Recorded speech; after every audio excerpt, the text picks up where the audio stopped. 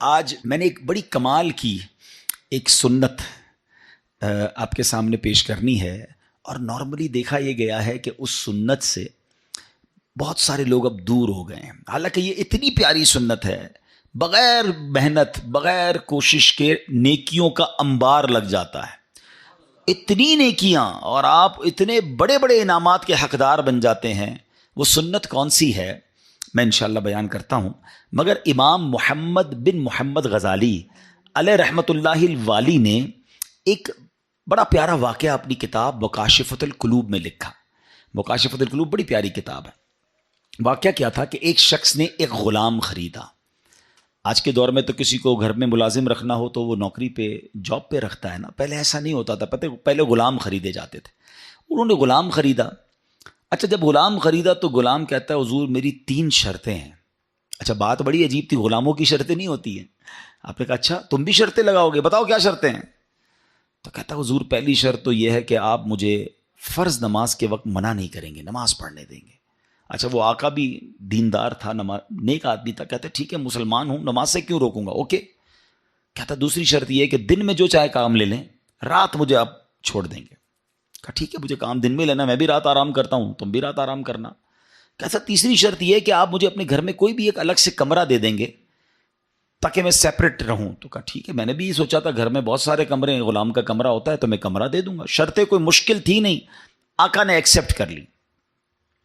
غلام گھر پر آیا، بڑا محنتی غلام تھا، دن میں کام کرتا، رات اپنے کمرے میں چلا جاتا۔ ایک دن آقا چلتے چلتے اس کے کمرے کے پاس سے جب گزرا تو دیکھا عجیب منظر ہے، کمرے کی چھت کھلی ہوئی ہے، آسمان سے نور برس رہا ہے، غلام سجدے میں ہے، اللہ کی عبادت کر رہا ہے، اور اللہ کو رو رو کر یہ عرض کر رہا ہے کہ میرے مولا میں غلام ہوں، دن میں میری ڈیوٹیز ہیں، اگر یہ کام نہ ہوتا تو میں دن بھی تیری عبادت کرتا، رات بھی تیری عبادت کرتا۔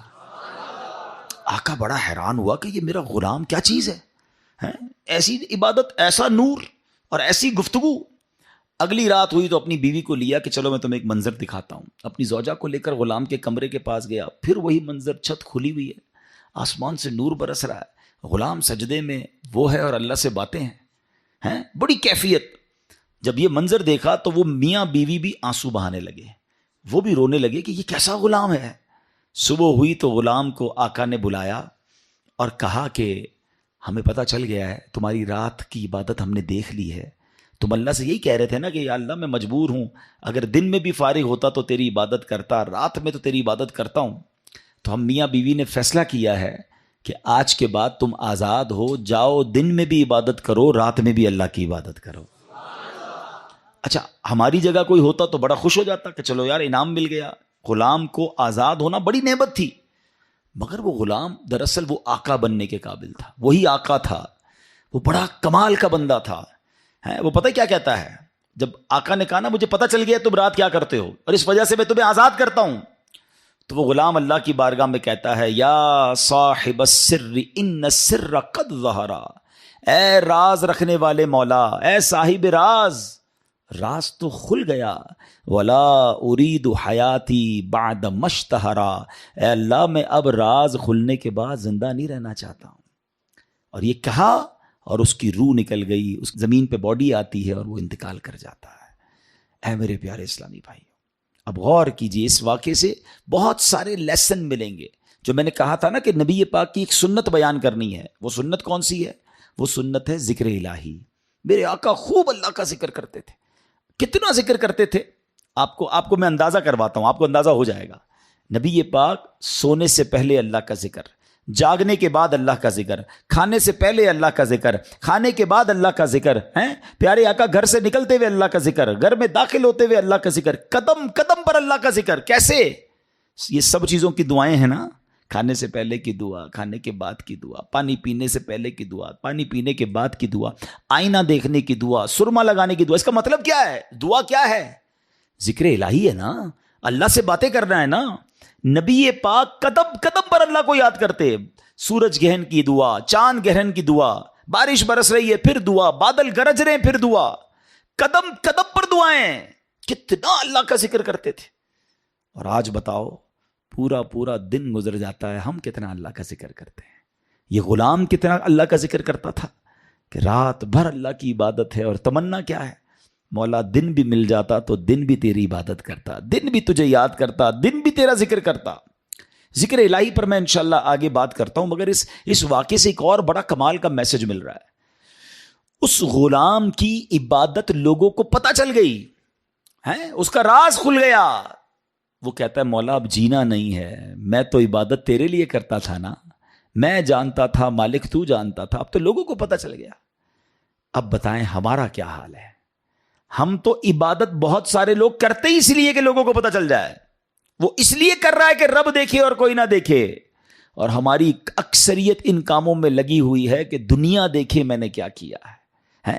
نیکی کر دریا پہ ڈال، بچپن میں سنتے تھے، اب نیکی کر سوشل میڈیا پہ ڈال، جو کرنا ہے لوگوں کو بتانا ہے، جو نیکی ہے سب کو بتانا ہے۔ اپنے دل سے پوچھو نا کیوں جی چاہتا ہے کہ میری نیکیاں لوگوں کو پتہ چلیں؟ پتہ ہے اخلاص کی تعریف کیا ہے؟ علماء فرماتے ہیں what is the meaning of اخلاص؟ اخلاص اس کو کہتے ہیں کہ بندہ جس طرح اپنے گناہوں کو چھپاتا ہے اس طرح اپنی نیکیوں کو چھپائے۔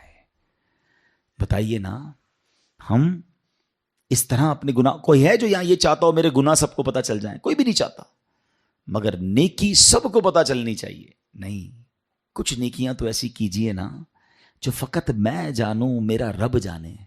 میں نیکی کرنے کے بعد مجھے کیوں خیال آتا ہے کہ یار سامنے والے کو پتہ تو چلے میں حاجی ہوں، میں حافظ ہوں، میں نمازی ہوں، میں روزہ دار ہوں، میں نے یہ نیکی کی ہے، میں نے فلاں کام کیا ہے۔ وائے؟ کیوں؟ اگر دل میں تمنا یہ ہے کہ لوگوں کی واہ واہ ملے گی تو پتہ ہے اس کو ریاکاری کہتے ہیں، اور ریاکاری کو شرک اصغر کہا گیا حدیثوں میں، چھوٹا شرک۔ شرک کس کو کہتے ہیں؟ شرک کے معنی یہ ہے کہ اللہ کی طرح کسی کو عبادت کے لائق سمجھنا، ٹھیک ہے نا؟ یعنی اللہ کی ذات و صفات میں یا تو کسی کو شریک ماننا یا کسی کو معاذ اللہ کی طرح عبادت کے لائق سمجھنا، یہ شرک ہے، بندہ اسلام سے خارج ہو جائے گا۔ اب اس کو شرک اصغر کیوں کہا گیا؟ کہ بندہ پڑھ تو نماز رہا ہے، رکھ تو روزہ رہا ہے، صدقہ کر رہا ہے، خیرات کر رہا ہے، عبادت اللہ کی کر رہا ہے، مگر دل میں تمنا ہے کہ لوگ راضی ہو جائیں، لوگ خوش ہو جائیں۔ نیت کیا ہے؟ نیت رب کو راضی کرنے کی نہیں، لوگوں کو راضی کرنے کی ہے۔ اب ہم چیک کر لیں کہ کہیں ایسا تو نہیں کہ شیطان ہمارے اندر یہ وبا داخل کر چکا ہے کہ پہلے تو نیکی نہیں کرنے دیتا، لیکن نیکی کر لے تو پھر چھپانے نہیں دیتا، پھر بچانے نہیں دیتا، پھر ایسی باتیں دل میں لاتا ہے کہ اس کو بھی بتا دے، اس کو بھی بتا دے۔ کیوں؟ ہمارا جی کیوں چاہتا ہے ایک ایک نیکی کی تصویر ہم نے لگانی ہے تاکہ لوگ دیکھیں میں نے یہ چندہ دیا، یہ راشن دیا، یہ فلاں کام کیا۔ میں ویسے آپ کے دل کے دروازے پر دستک دیتے ہوئے ایک سوال کرنا چاہتا ہوں کہ ذرا یہ تو چیک کیجئے، یہ میرے لیے بھی سوال ہے، یہ آپ کے لیے بھی ہے، کہ ہماری ایسی کتنی نیکیاں ہیں جو صرف میں جانوں اور میرا رب جانے؟ اپنے آپ سے پوچھئے گا، اکیلے میں پوچھئے گا کہ ایسا کیا میں نے کیا ہے نیکی کا کام جو اور کسی کو نہیں پتا، میں جانوں اور میرا رب جانے۔ آپ کو پتہ ہے پہلے کے زمانے کے کچھ بزرگان دین ایسے ہوتے تھے کہ وہ غریبوں کی مدد کرتے تھے، مگر ان غریبوں کو بھی پتہ نہیں چلتا تھا کون مدد کر رہا ہے۔ بعض اوقات ان بزرگوں کا انتقال ہوتا نا تو لوگ کہتے یار وہ ہر مہینے مدد آتی تھی، راشن آتا تھا، اب نہیں آ رہا، تو پتہ چلتا تھا کہ وہ فلاں بزرگ کا وصال ہوا ہے، وہ ہر مہینے مدد کرتے تھے، مگر کبھی انہوں نے نہیں بتایا، پتہ لگنے بھی نہیں دیا۔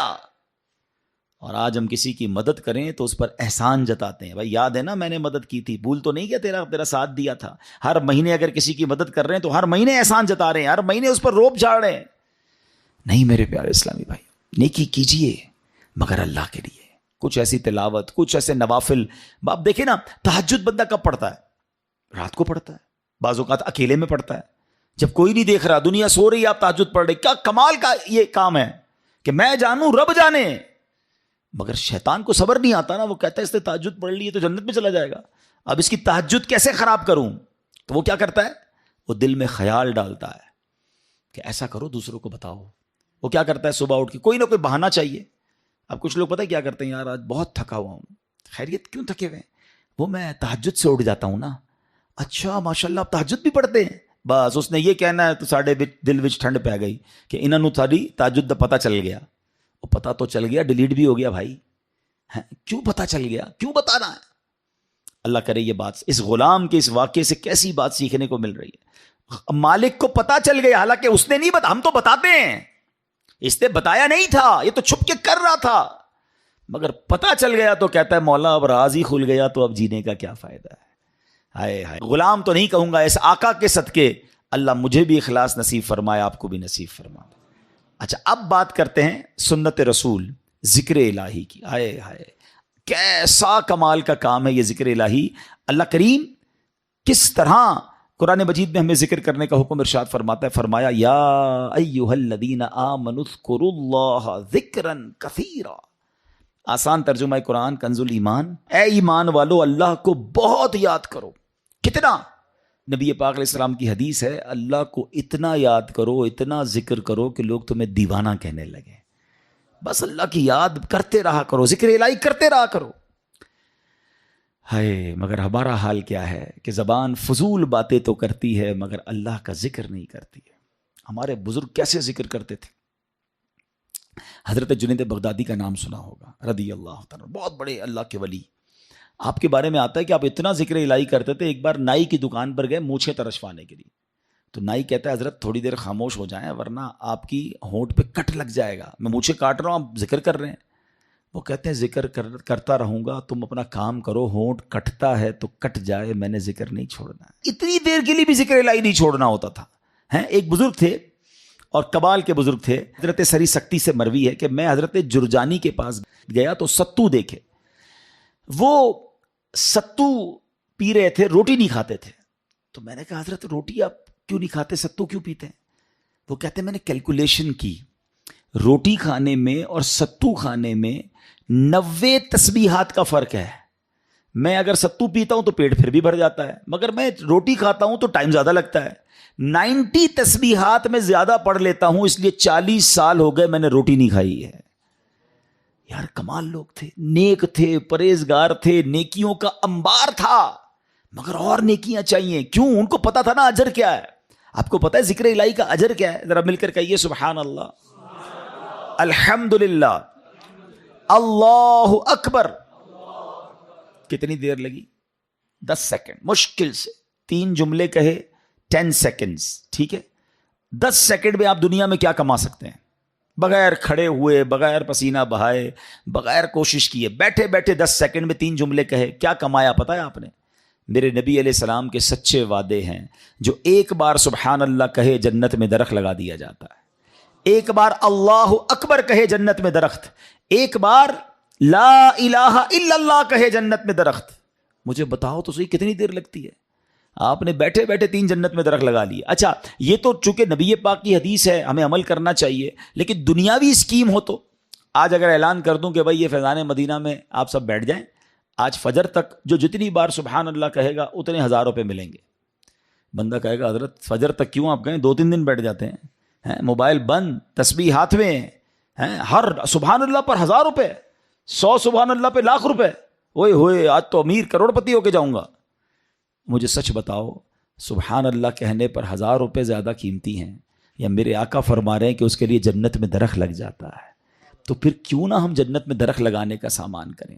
ہم کیوں نہ اللہ کو راضی کرنے کا اور اپنے لیے آخرت کا سامان کریں؟ اور ذکر والے کتنے اللہ کو پسند ہیں. ایک بڑی کمال کی حدیث ہے، حضرت سہل بن معاذ رضی اللہ تعالیٰ عنہ اپنے والد صاحب سے روایت کرتے ہیں کہ ایک مرتبہ محفل نور سجی ہوئی تھی.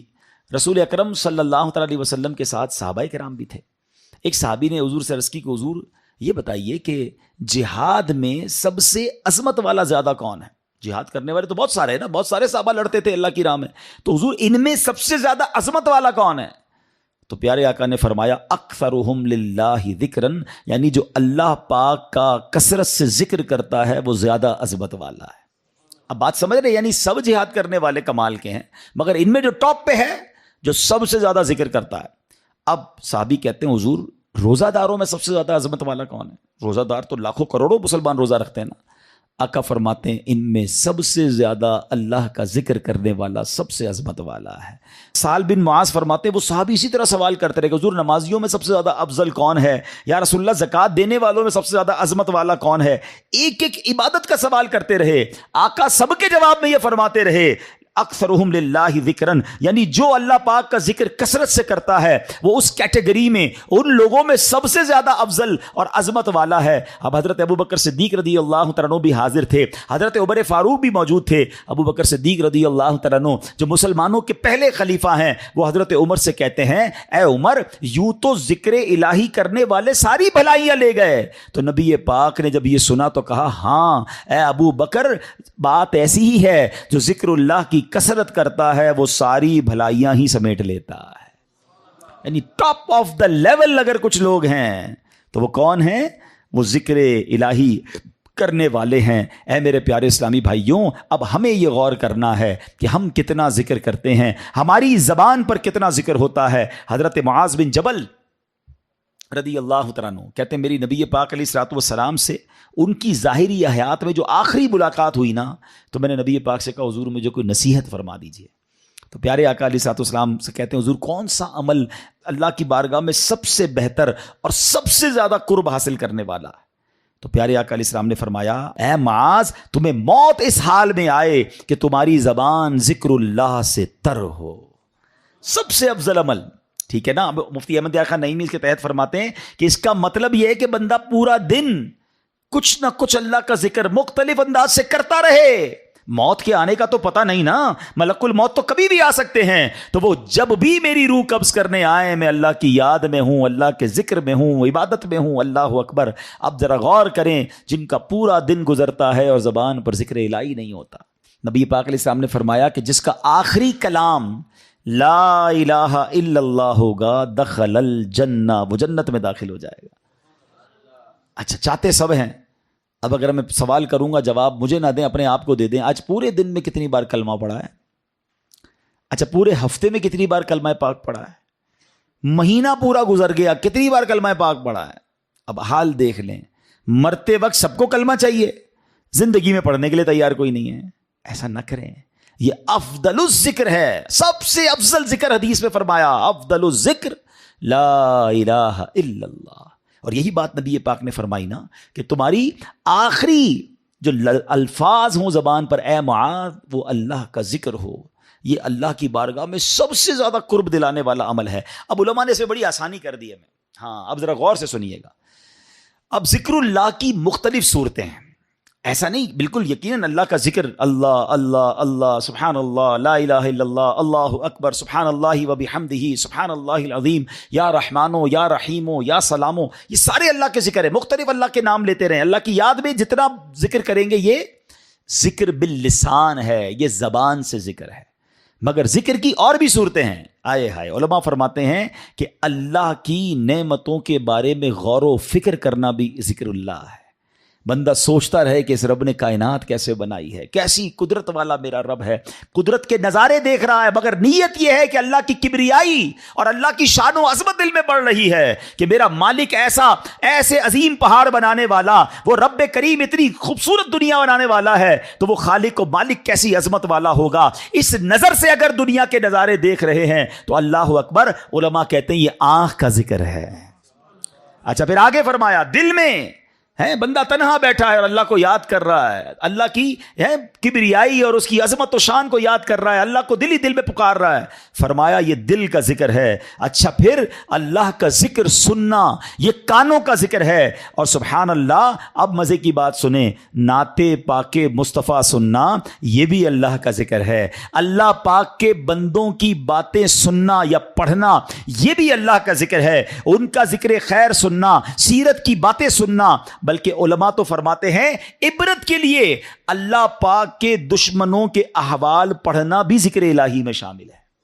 اب یہ بڑی عجیب بات ہے، ہو سکتا ہے کسی کے ذہن میں سوال آئے کہ ٹھیک ہے اللہ کو یاد کرنا، اللہ کا ذکر کرنا یہ تو ذکر الہی ہے، اللہ کے محبوب بندوں کا ذکر اللہ کا ذکر کیسے ہو گیا ہے؟ اللہ کے نبی علیہ السلام کا ذکر اللہ کا ذکر، بلکہ دشمنوں کے احوال پڑھنا یہ اللہ کا ذکر کیسے ہوا؟ مفتی احمد یار خان نعیمی رحمۃ اللہ تعالی علیہ نے بڑی پیاری بات بتائی، فرماتے ہیں ایک ذکر ہوتا ہے بالواسطہ اور ایک ہوتا ہے بلا واسطہ۔ بلا واسطہ کیا ہے کہ اللہ ہی کا نام لے رہے ہیں، اللہ ہی کا ذکر کر رہے ہیں، اللہ ہی کو یاد کر رہے ہیں، یہ تو براہ راست اللہ کا ذکر ہو گیا نا، بلا واسطہ، نو واسطہ، کوئی بیچ میں واسطہ نہیں ہے۔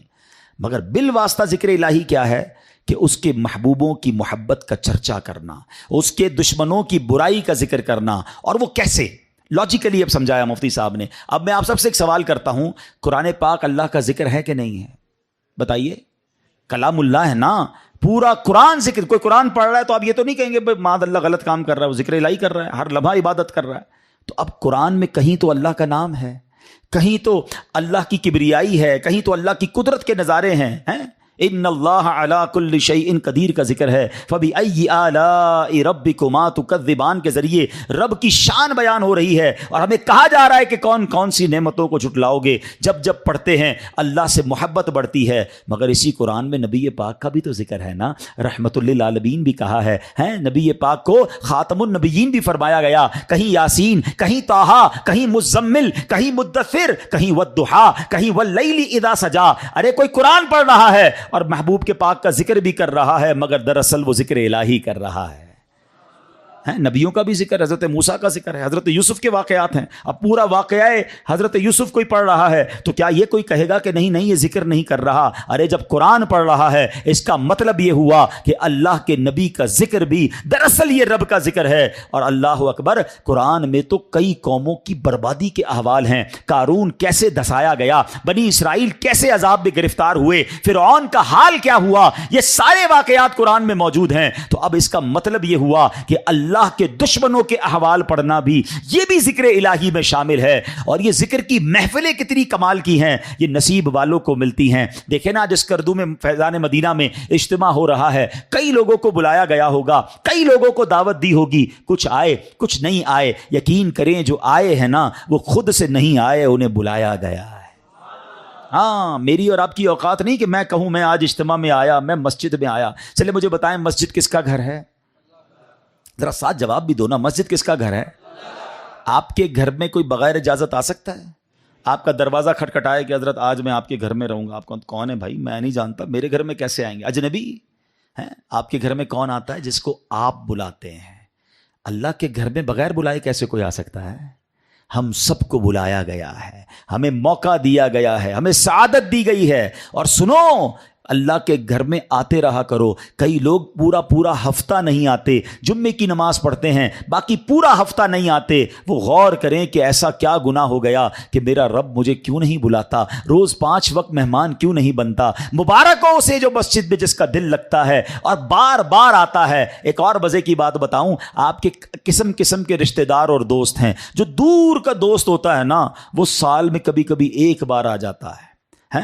جو بہت قریب کے رشتہ دار ہوں، جو بالکل تھوڑا سا فاصلہ ہو، لیکن وہ کبھی کبھی مہینے میں ایک بار آتے ہیں۔ جو اس سے قریب ہو وہ ہفتے میں ایک بار آتے ہیں، اور گھر والا تو روز گھر میں آتا ہے نا۔ اب اللہ کے گھر میں جو روز آ رہا ہے، سبحان اللہ، اس پر کتنی رحمتیں ہو رہی ہیں۔ اور جو کبھی عید کی نماز میں آتا ہے، کبھی 2-4 مہینے بعد اسے اللہ کا گھر یاد آتا ہے۔ سوچو کتنا ڈسٹنس ہو گیا ہے، کتنی دوری ہو گئی ہے۔ یہ رحمان کا گھر ہے، اس میں آتے رہا کریں، بیٹھا کریں، وقت بتایا کریں۔ اور سبحان اللہ، آپ کے گھر میں کوئی مہمان آئے، آپ کیا چاہتے ہیں؟ خوش ہو کر جائے نا، کھانا اچھا بناتے ہیں، اس کی آرام کا خیال رکھتے ہیں۔ جب مہمان آئے اسے خوش کر کے بھیجتے ہیں۔ بتاؤ نا، کریم کے در پر کوئی مہمان آئے گا وہ اسے راضی نہیں کرے گا؟ اللہ کے مہمان بنو، پھر دیکھو رب کیسی عطائیں فرماتا ہے۔ پرابلم یہ کہ مسجد میں ایک تو آتے ہیں دل نہیں لگتا، آتے ہیں تو بھاگنے کا جی چاہتا ہے۔ بیٹھا کریں۔ اور اب میں آپ کو بتاتا ہوں کہ جو ذکر اللہ کی محفل ہے نا، ابھی ذکر کی محفل ہو رہی ہے نا، اللہ کے پیاروں کا ذکر ہو رہا ہے، اللہ کے ذکر کی باتیں، قرآن کی باتیں، یہ بڑی کمال کی محفل ہے۔ ایک بڑی پیاری حدیث سناتا ہوں، حدیث پاک کا خلاصہ ہے۔ میرے آقا علیہ الصلوۃ والسلام فرماتے کہ اللہ تعالیٰ کے کچھ فرشتے ہیں کہ جو زمین کی سیر کرتے ہیں، ان کی ڈیوٹیز ہیں۔ کچھ فرشتوں کی ڈیوٹی یہ ہے کہ جہاں ذکر الہی ہوتا ہے نا، اس محفل کو اپنے پروں سے ڈھانپ لیتے ہیں۔ اب کیا ہوا، وہ فرشتے جب اجتماع سے فارغ ہوتے ہیں اللہ کی بارگاہ میں جاتے ہیں۔ اللہ کو سب معلوم ہے کہاں سے آ رہے ہیں۔ اللہ فرماتا ہے فرشتوں کہاں سے آ رہے ہو؟ کہتے ہیں یا اللہ ایک جگہ بندے جمع ہے تیرا ذکر کر رہے ہیں۔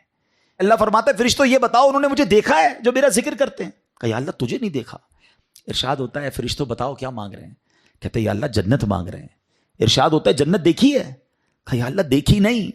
اچھا دیکھ لیتے تو کیا کرتے؟ اے رب جنت دیکھ لیتے، شوق سے مانگتے۔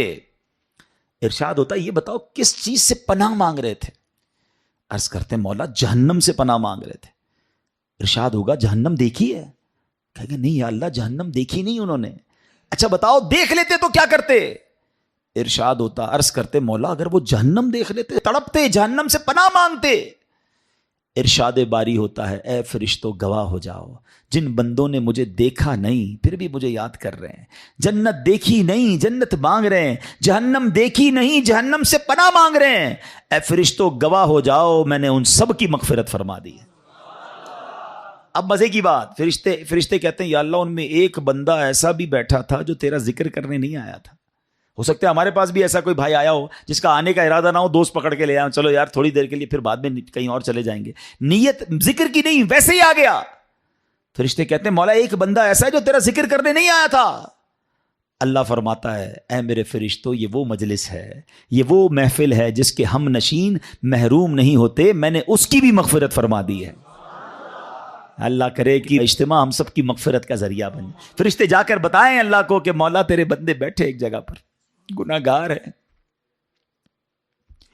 تیرے گھر میں تو بیٹھ کر تجھے یاد کر رہے ہیں، مانتے ہیں گناہ گار ہیں مولا، مگر تیرے سوا کون بخشنے والا ہے. جہنم سے پناہ مانگتے مولا تجھ سے، تیری جنت کا تجھ سے سوال کرتے. اللہ بڑا کریم ہے. ایسے اجتماعات میں، ایسی محفلوں میں، ذکر کی محفلوں میں آیا کیجیے. یہ بڑی کمال، کسی کی برکت ہمیں مل جاتی ہے. ہم تو گناہ گار ہیں نا، مگر اتنے بڑے مجمع میں کوئی تو اللہ کا نیک بندہ ہوتا ہے نا. کیا معلوم اس پر برس رہی ہے، مجھ پر بھی برس جائے گی. اس پر رحمت دیکھیں نا، بارش برستی تو سب پہ برستی ہے نا. رحمت کی بارش برسے گی تو کچھ چھینٹے مجھ پر بھی تو گریں گے نا. برستا نہیں دیکھ کر ابر رحمت، بدوں پر بھی برسا دے برسانے والے. مگر آج حال برا پتہ ہے کیا ہے، لوگ اس طرح کی محفلوں میں تو نہیں آتے، بری محفلوں میں بڑے شوق سے جاتے ہیں. کہیں شراب کی محفل، کہیں جوئے کی محفل، کہیں بے حیائی کی محفل. اچھا جب ان کو کہو کہ بھائی نہ جاؤ، یہ نوجوان بیٹھے ہیں، تو وہ کہتے ہیں میں کون سا شراب پیتا ہوں، میں تو صرف بیٹھتا ہوں. میں کون سا جوا کھیلتا ہوں، میں تو بیٹھتا ہوں. نہیں میرے پیارے اسلامی بھائی، جہاں لعنت برس رہی ہے وہاں بیٹھ رہے ہیں. پچھلے دنوں کووڈ آیا تھا نا، کووڈ وائرس نے ہم سب کو ایک چیز سکھائی تھی کہ جہاں وائرس ہو اس سے دور رہو، سوشل ڈسٹینس. ہاتھ نہیں ملاتے تھے یار اپنوں سے. کمال ہے، جراثیم نہ لگ جائے اس لیے ملتے نہیں تھے. کوئی گناہ نہ لگ جائے، کوئی بری عادت نہ لگ جائے، اللہ کا نافرمان نہ ہو جاؤں، کیوں ڈسٹینس نہیں کرتے برے لوگوں سے. عقل مند لوگ بیٹھے ہیں، اگر کسی عمارت میں گراؤنڈ فلور پر آگ لگ جائے تو کیا فرسٹ اور سیکنڈ فلور والے آرام سے بیٹھیں گے یار نیچے لگی ہے میں تو اوپر ہوں؟ کیا کریں گے؟ فوراً بلڈنگ خالی کریں گے نا یار، یہ اوپر بھی آ سکتی ہے. آس پاس کے گھر بھی خالی کرا لیے جاتے ہیں. وائے؟ کیوں؟ کہ یار آگ لگی ہے بچنا، دور ہو جاؤ. جہاں جہنم کی آگ لگی ہے وہاں بیٹھے اور آپ کو پرواہ نہیں ہے کہ یار میں اس کی وجہ سے برا بن سکتا ہوں. بچپن سے جملہ آپ نے سنا ہوگا، اچھے کی صحبت تجھے اچھا بنا دے گی، برے کی صحبت تجھے برا بنا دے گی. لیکن بری صحبتیں مزہ بڑی دیتی ہیں. لوگ کہتے ہیں یار بڑا مزہ آتا ہے، ہم بیٹھتے ہیں، ہم غلط کام نہیں کرتے. آپ یقین کریں یہ بری صحبتیں ہی ہیں جو بندے کو برباد کرتی ہیں. کسی بھی جواری، کسی بھی شرابی، کسی بھی قاتل، کسی بھی چور ہیں، کسی بھی منشیات کا استعمال کرنے والے سے پوچھ لیں کہ یہ عادت کہاں سے ملی ہے. 99.99 بلکہ 100% آپ کو جواب یہی ملے گا کہ یار دوست برے مل گئے تھے انہوں نے لگا دیا. کوئی آ کے یہ نہیں بتائے گا کہ یار ایک دن برتھ ڈے تھی، میری سالگرہ تھی اور ابو نے لا کے چرس کی سگریٹ دی تھی، بیٹا پی لو، یا پستول لو جا کے چوری شروع کرو. ماں باپ نہیں، گھر سے نہیں ملتی بری عادتیں، برے دوستوں سے ملتی ہیں. تو جب ساری دنیا کے برے لوگ بنے ہی دوستوں سے ہیں، اور میں برا دوست چھوڑتا نہیں، کہتا نہیں میں بڑا طاقتور، مجھے کچھ نہیں ہوگا، آج نہیں ہوگا کل ہو جائے گا. برے کی صحبت دل پر اثر ڈالتی ہے. خوبصورت شعر ہے نا، بھلے بندے دی صحبت یاروں، جویں دکان اتاراں، سودا بھاوے ملے نہ لئیے، ہلے آن ہزاراں. کہتے بھلے بندے کی صحبت ایسی ہے جیسے عطر والے کی دکان ہے. خرچہ کرو نہ کرو خوشبو فری میں مل جاتی ہے. جب بھی عطر کی دکان میں جائیں خوشبو، پہلے تو خوشبو ہی آ جاتی ہے اور پھر اس کے بعد چھوٹا موٹا سیمپل بھی فری میں آ جاتا ہے. کوئی پیسے خرچ نہیں ہوئے، فائدہ ہوا. یہ بھلے بندے کی صحبت ہے کہ نیک کی صحبت میں بیٹھو گے نا، کچھ ملے نہ ملے گناہ سے تو بچ رہے ہیں. جو اس پر رحمت برس رہی ہے مجھ پر بھی 2 چھینٹے برس جائیں گے. تو اچھی صحبت آلویز بینیفیشل ہے. مگر آگے کیا کہتے ہیں؟ برے بندے دی صحبت یاروں، جویں دکان لوہاراں، کپڑے پاویں کچھ کنج پئیے، چنگا پین ہزاراں. کہتے برے بندے کی صحبت ایسی جیسے لوہار کی دکان. لوہار کی دکان میں جائیں تو کیا ہوگا؟ کپڑے کتنے بھی بچا لو، کوئی نہ کوئی چنگاری سوراخ کر دے گی. اچھا سوراخ نہیں کرے گی تو بدبو تو ہو ہی جائے گی کپڑے میں، کیونکہ دھواں بڑا نکلتا ہے. تو یہی برے بندے کی صحبت ہے. تمہارے اعمال، کردار کو وہ بکھیر دے گی، خراب کر سکتی ہے. تو اپنی صحبتوں کو چینج کیجئے، ذکر الہی کی کثرت کیجئے. ذکر الہی دلوں کو صاف کرتا ہے. کئی لوگ کہتے چین نہیں ہے، سکون نہیں ہے، ٹینشن بڑی ہے. اب بتاؤ کوئی سکون شراب میں ڈھونڈتا ہے، معاذ اللہ کوئی بری محفلوں میں ڈھونڈ رہا ہے. آؤ قرآن سے پوچھتے ہیں، اے رب کے کلام ہمیں بتا سکون کہاں ہے. قرآن فرماتا ہے الا بذکر اللہ تطمئن القلوب، بے شک اللہ کے ذکر میں دلوں کا چین ہے. تو کرے نا ذکر، چین سکون، آپ ریلیکس ہو جائیں گے. مگر جو زبان ذکر ہی نہیں کر رہی، کہہ رہی ٹینشن بھی دور نہیں ہو رہے. بھائی دل مجھے کس نے بنایا ہے ذرا بتائیے، کس نے بنایا؟ دل کس نے بنایا؟ سکون کون بتائے گا کہاں سے ملے گا؟ جس نے بنایا وہ بتائے گا نا. اللہ فرما رہا ہے دلوں کا چین میرے ذکر میں ہے، اور ہم سکون کہیں اور ڈھونڈ رہے ہیں. ارے جب رب نے بتا دیا تو ذکر کر لو، سکون مل جائے گا. اور یہ جو نبی پاک نے حضرت معاذ سے فرمایا کہ معاذ تمہیں موت اس حال میں آئے کہ تم اللہ کی ذکر سے تمہارا زبان تر ہو، تم حالت ذکر میں ہو. اب علماء نے بڑا پیارا طریقہ بتایا. جو 5 وقت کا نمازی ہوتا ہے نا، وہ نماز کے لیے تیاری کر رہا ہوتا ہے، وضو کر رہا ہوتا ہے، نماز کے لیے جا رہا ہوتا ہے، نماز پڑھتا ہے، نماز سے آ رہا ہوتا ہے. تو 5 ٹائم تو اس کا دن کا اچھا خاصا حصہ نماز کی تیاری، نماز سے واپسی، نماز پڑھنے میں گزر گیا ہے. اب ظہر سے عصر اور عشاء سے فجر، یہ بڑا گیپ ہے نا. اب اس گیپ کو کیسے کور کرنا ہے؟ تو علماء فرماتے ہیں کہ اس میں مزید اللہ پاک کا ذکر کر لے. صبح فجر سے لے کے ظہر میں بھی بڑا گیپ ہے، تو فجر کے بعد اللہ توفیق دے تو اشراق چاش پڑھ لے. اچھا، ہر نماز کے بعد تسبیح فاطمہ پڑھے، 33 بار سبحان اللہ، 33 بار الحمدللہ، 34 بار اللہ اکبر. تو یہ بھی کچھ اللہ کا ذکر ہو گیا. اللہ توفیق دے تو رات سونے سے پہلے صلاۃ التوبہ پڑھ لے، سورہ ملک کی تلاوت کر لے. اللہ اور توفیق دے تو تہجد کی نماز اٹھ کے پڑھ لے. تو کبھی نہ کبھی، یعنی ہر تھوڑی دیر بعد میرا عمل ذکر الہی سے ہے، تسبیح ہاتھ میں ہو، درود پاک پڑھ لے، سبحان اللہ. اب یہ وہ عمل ہیں کہ بندہ اگر ان اعمال میں رہے گا تو سچ بتاؤ اس بندے کا جب موت کا وقت آئے گا تو کتنا بڑا چانس ہے کہ کسی نہ کسی موقع پہ ذکر ہی کر رہا ہوگا، نعت سن رہا ہے، تلاوت سن رہا ہے، خود تلاوت کر رہا ہے، اجتماع میں بیٹھا ہے، درس دے رہا ہے، درس سن رہا ہے، نماز پڑھ رہا ہے، ذکر کر رہا ہے، مارکیٹ میں گیا ہے، نوکری بھی کر رہا ہے، کاروبار بھی کر رہا ہے، تو وہاں بھی اللہ کا ذکر زبان پر جاری ہے. ارے کام تو ہاتھ سے کرتے ہیں نا، کیا ذکر الہی نہیں کر سکتے؟ مسلمانوں کی خیر خواہی کریں، مسلمانوں کی بھلائی والے کام کریں. حلال کمانا بھی عبادت ہے. تو کہیں نہ کہیں عبادت میں مصروف ہوگا. جب بھی موت آئے گی انشاءاللہ اچھے حالت میں آ جائے گی. علماء فرماتے بندہ جس حال میں مرے گا نا اسی حال میں اٹھایا جائے گا.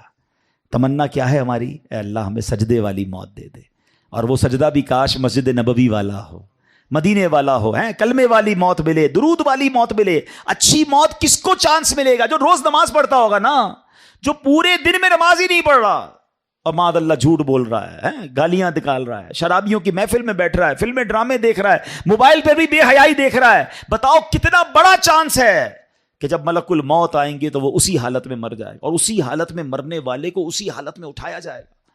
ہماری تمنا تو یہ ہے کہ میں سو جاؤں یا مصطفیٰ کہتے کہتے، کھلے آنکھ صلی اللہ کہتے کہتے. ایسا نہیں ہو سکتا معاذ اللہ کوئی شراب کے نشے میں ہے یا کوئی بے حیائی کر رہا ہے اور ملک الموت آئے تو وہ کہے کہ بھائی ابھی روح قبض نہ کرو، میں ذرا توبہ کر لوں. نہیں، آگاہ اپنی موت سے کوئی بشر نہیں.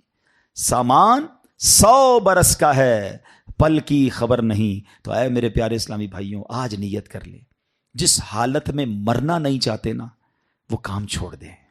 کیونکہ ایسا نہیں ہوگا کہ آپ کوئی غلط کام کر رہے ہیں اور موت آ گئی تو آپ روک سکیں گے. تو اب آپ ڈیسائیڈ کر لیں کہ کس حالت میں مرنا ہے اور کس حالت میں نہیں مرنا. جس حالت میں نہیں مرنا نا، فارمولا سمپل یہ ہے کہ وہ کام چھوڑ دیں کہ یار موت تو اس وقت بھی آ سکتی ہے. اور جس حالت میں مرنا چاہتے ہیں وہ کام بڑھا دیں. اللہ اللہ، ذکر الہی، نمازیں، درود، تلاوت، اچھی محفلیں، بری صحبتوں کو چھوڑیں. اور اب آخر میں ایک بڑی خوبصورت حدیث پاک، معراج کی رات میرے آقا علیہ السلام نے عرش کے نور میں ایک لپٹا ہوا آدمی دیکھا. میں نے پوچھا من ھذا املکا، کیا کوئی یہ فرشتہ ہے اللہ کے عرش کے نور میں لپٹا ہوا، اتنا بڑا مقام؟ کہا گیا نہیں. آقا فرماتے انبی، کوئی نبی ہے؟ سوچے کتنا بڑا مقام ہوگا کہ نبی پاک سوال کیا کر رہے ہیں جبریل امین سے، کوئی فرشتہ ہے، کوئی نبی ہے ایسے مقام پر؟ تو کہا کہ نہیں. میں نے کہا من ہوا؟ آقا فرماتے ہیں علیہ الصلوۃ والسلام، میں نے پوچھا پھر یہ کون ہے؟ ارشاد و حضور، یہ وہ شخص ہے جس کے اندر 3 عادتیں تھیں. سچ بتاؤ، میں ابھی عادتیں نہیں بتاتا ہوں، اگر اتنا بڑا مقام ملنا ہے تو کچھ بھی ہو 3 عادتیں اپنا لینی چاہیے نہیں اپنا لینی چاہیے؟ خود بتاؤ یار، پھر تو جو بھی کر لیں گے بھائی، اتنا بڑا انعام۔ اب کام کیا ہے؟ زیادہ مشکل نہیں ہے۔ فرمایا اس کی 3 صفات تھی۔ نمبر 1، اس کی زبان ہمیشہ ذکر اللہ سے تر رہتی تھی۔ زبان تر کر لو نا یار، اللہ اللہ اللہ، سبحان اللہ، اللہ اکبر، لا الہ، فضول باتیں کم کرتے۔ نمبر 2، اس کا دل مسجد کی طرف لگا رہتا تھا۔ مسجد سے نکلنے کے بعد پھر بھی دل چاہتا مسجد میں جاؤں۔ پتہ ہے علماء کیا فرماتے ہیں؟ کسی کے اگر ایمان کو چیک کرنا ہے نا کتنا مضبوط ہے، یہ چیک کرو کہ اس کا مسجد سے تعلق کتنا مضبوط ہے۔ زیادہ مسجد میں آتا ہے، سکون سے بیٹھتا ہے، سمجھ لو ایمان مضبوط ہے، اور مسجد میں دل ہی نہیں لگتا، بھاگتا ہے مسجد سے، تو سمجھ لو کہ ایمان میں کمزوری کہیں نہیں آ گئی ہو۔ ایک اور بڑی پیاری مثال دی گئی، فرمایا مومن مسجد میں ایسے ہوتا ہے جیسے پانی کے اندر مچھلی، فش ان دا واٹر۔ اب اپنے آپ سے چیک کریں، جو مجھے مدنی چینل پر سوشل میڈیا پہ سن رہے ہیں وہ بھی چیک کریں کہ مسجد میں جا کر سکون ملتا ہے یا بے چینی بے کلی شروع ہو جاتی کہ یار کب ختم ہوگا، کب نکلیں گے، باہر نکلنے کو جی چاہتا ہے۔ تو چیک کرو دل میں پرابلم تو نہیں ہو گئی، مجھے اللہ کے گھر میں سکون نہیں آ رہا۔ ارے اس سے بڑھ کر سکون کی جگہ کون سی ہوگی؟ رحمان کے گھر میں آ گیا ہوں، رحمتیں برس رہی ہیں، کہتے نا امان میں آ گیا ہوں، اب کوئی ٹینشن نہیں، اللہ کے گھر میں ہوں نا، اسی نے سنبھالنا ہے، اسی نے بچانا ہے، اسی نے بخشنا ہے، میری پرابلم بھی اسی نے سالو کرنی ہے۔ مگر پرابلم یہ ہے کہ دنیا داروں کے گھر میں سکون ملتا ہے، اللہ کے گھر میں سکون نہیں ملتا۔ تیسرے نمبر پہ اس بندے کی صفات کیا تھی؟ فرمایا اس کی وجہ سے کبھی اس کے والدین کو برا بھلا نہیں کہا گیا۔ ہائے ہائے کتنا پیارا میرا دین ہے۔ زندگی میرے بھائیوں ایسے گزارنا کہ میری وجہ سے، آپ کی وجہ سے ہمارے ماں باپ کو کوئی برا نہ کہے کہ یار یہ کیسا بیٹا ہے، ایسا ہوتا ہے والد، ایسی تربیت کی ان کے ماں باپ نے، گالیاں نکالتا ہے، لڑائی جھگڑے کرتا ہے، سب کو ستاتا ہے۔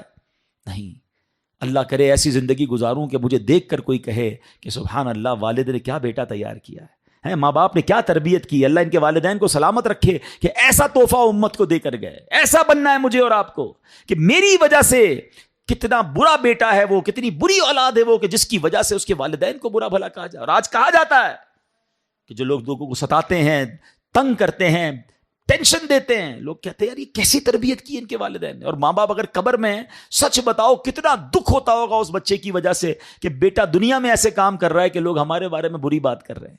ارے میں تو اپنے ماں باپ کے لیے دعاؤں کا سبب بنوں، لوگ مجھے دیکھ کر میرے ماں باپ کو دعائیں دیں، کتنی روح خوش ہوگی ان کی کہ سبحان اللہ میرا بیٹا میری بیٹی ایسی کہ اسے دیکھ کر لوگ ماں باپ کو قبرستان جاتے ہیں۔ ایسے بھی دیکھے ہم نے ماشاءاللہ ایسے علماء اور ایسے نیک لوگ کہ جنہوں نے ایسے دین کے کام کیے کہ لوگ ان کی خدمات کو دیکھ کر ان کے والدین کی قبر پر جا کر دعا کرتے ہیں۔ کیوں کہ ایسی اولاد دی امت کو۔ کاش یہ بات سمجھ آ جائے کہ میری وجہ سے کبھی میرے والدین کو برا بھلا نہ کہا جائے۔ اور اے میرے پیارے اسلامی بھائیوں، اگر اس کو تھوڑا سا میں آگے لے جاؤں، اس والدین سے بڑھ کر پتہ ہے کس کا حق ہے؟ وہ ہمارے آقا کا ہم پر حق ہے نا۔ رحمت للعالمین کے امتی ہیں، خاتم النبیین کے امتی ہیں صلی اللہ تعالی علیہ وسلم۔ کوئی چھوٹی بات ہے؟ بن مانگے بنے ہیں؟ ہے کوئی آپ میں سے جس نے دعا کی ہو یا اللہ آخری نبی کا امتی بنائی ہو؟ کسی نے بھی دعا نہیں، ہمیں تو پتہ ہی نہیں تھا، اللہ نے مہربانی کی اس دور میں پیدا کر دیا۔ ہم نبی پاک سے پہلے بھی پیدا ہو سکتے تھے، کسی اور نبی کے امتی ہو سکتے تھے، بغیر مانگے بن مانگے دیا، اور اتنا دیا دامن میں ہمارے سمایا نہیں۔ آقا علیہ السلام کا امتی ہونا، نبی پاک کی امت میں شامل ہونے کے لیے انبیاء تمنا کرتے تھے، اور مجھ جیسے گناہگار کو بنا دیا۔ اور آقا کیسے کہ پیدا ہوتے وقت یاد رکھا، معراج میں یاد رکھا، قبر میں اتارتے وقت یاد رکھا، اور بحشر میں بھی یاد رکھیں گے۔ دعائیں کرتے رہے امت کے لیے، آنسو بہاتے رہے ہم گناہگاروں کے لیے۔ ایسے نبی علیہ السلام کا امتی without any struggle, without any asking, مانگا بھی نہیں اور بنا دیا۔ تو یار کوئی تو ذمہ داری بنتی ہے، کوئی تو شکرانہ بنتا ہے کہ یا اللہ اتنی بڑی مہربانی کی، اب میں ایسا امتی بن کر دکھاؤں گا کہ مجھے دیکھ کر کوئی کہے کہ امتی ایسا ہے تو آقا کیسے ہوں گے۔ مزہ یہ ہے نا کہ مجھے دیکھ کر کوئی کہے کہ امتی ایسا سچا، اس کے نبی کیسے سچے ہوں گے۔ اگر مسلمان ایسا ہے تو اسلام کتنا پیارا مذہب ہوگا۔ غیر مسلم مجھے دیکھیں تو کہیں یار کہ مسلمان ایسا ہوتا ہے تو پھر مذہب کیسا ہوگا۔ چلو کلمہ پڑھ کر مسلمان ہوتے ہیں، مگر سچ بتائیں آج کیا حال ہے؟ آج مسلمان کو دیکھ کر لوگ اسلام کو برا بھلا کہہ رہے ہیں۔ تو آج ہم نے سنا نا کہ نور میں لپٹے ہوئے شخص میں جو وصف تھا وہ یہ تھا کہ اس کی وجہ سے دنیا میں اس کے ماں باپ کو برا نہیں کہا جاتا تھا، بتاؤ اس مسلمان کا کیا حال ہوگا جس کی وجہ سے اسلام کو برا بھلا کہا جا رہا ہے، جس کی وجہ سے معاذ اللہ لوگ نبی پاک علیہ السلام کے بارے میں بات کرتے ہیں. ارے میرا کردار ایسا ہو کہ میرا دشمن بھی دیکھ کر کہے کہ یار امتی ایسا ہے تو آقا کیسے ہوں گے. آؤ نا یہ نیت کرتے ہیں کہ یار اب زندگی ایسی گزاروں گا کہ انشاءاللہ میری ذات سے اسلام کا نام روشن ہوگا، میری ذات سے انشاءاللہ اسلام کا نام برباد نہیں ہوگا. اور بالکل اسی طرح یہ وطن بھی اللہ نے بڑی نعمت دی ہے، یہ بھی نیت کر لو کہ میری وجہ سے میرے وطن کا نام بھی خراب نہیں ہوگا. بڑی تکلیف ہوتی ہے یار جب لوگ پاکستان کے خلاف بات کرتے ہیں. ہم نے دیکھا ہے بیرون ملک جاتا ہوں اور وہاں جا کر جب بتاتے ہیں نا کہ فراڈ کے کاموں میں، چیٹنگ کے کاموں میں، منشیات کے کاموں میں، دھوکے کے اور بہت سارے کاموں میں پاکستانی ملوث ہیں، پکڑے جاتے ہیں، جیل میں جاتے ہیں، ان کی وجہ سے ویزا مشکل ہو جاتے ہیں، ان کی وجہ سے دنیا بھر کے پاکستانیوں کو پرابلم آتی ہے، کسی ویزا پہ جاتے ہیں وہاں جا کے بھیک مانگتے ہیں. بڑی تکلیف ہوتی ہے یار کہ یار ہمارے وطن کے چند لوگوں کی وجہ سے پورا وطن بدنام ہو گیا. اور پاکستان میں بھی یہی حال ہے، لوگ ملاوٹ کرتے ہیں، لوگ جھوٹ بولتے ہیں، ڈر لگتا ہے. مسلمان کو امانت دیتے میں ڈر لگتا ہے کہ پتہ نہیں واپس دے گا کہ نہیں، ادھار مال دوں گا پیسے آئیں گے کہ نہیں آئیں گے. تف نہیں ہے یار. اس نبی کا امتی ہوں کہ جس کو کفار بھی امین اور صادق کہتے تھے. صادق اور امین آقا کا امتی ہو کر امانت دار نہیں ہے. لوگ ڈرتے ہیں ہم سے کام کرنے میں. کیسا امتی ہوں؟ منہ نہیں دکھانا نبی پاک کو قیامت کے دن. ارے ایسے بنو نا کہ لوگ کہیں کہ یار اس کی زبان ختم، اس نے کہہ دیا فنش، یہ نبی پاک کا سچا امتی ہے. کیا یہ میری اور آپ کی ذمہ داری نہیں بنتی ہے؟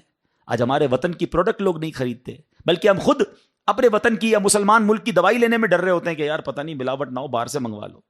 یہ اتنا بڑا چانٹا ہے ہمارے منہ پر کہ مسلمان تو ایسا نہیں تھا، اسلام تو یہ نہیں تھا.